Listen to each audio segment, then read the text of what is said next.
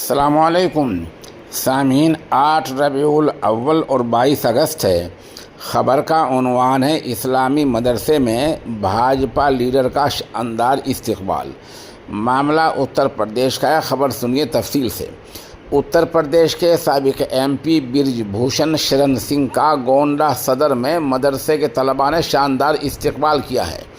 بچوں نے ان کے حق میں شیر آیا ہے جیسے نعرے بھی لگائے ہیں۔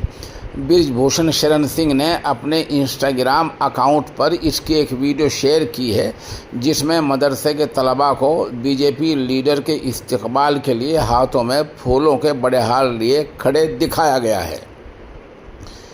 مدرسے کے طلباء نے بھاجپا لیڈر کا استقبال کیا۔ جیسے ہی برج بھوشن شرن سنگھ کا قافلہ وہاں پہنچا، بچے دوڑتے ہوئے ان کے پاس آئے اور ان کے گلے میں ہار پہنائے۔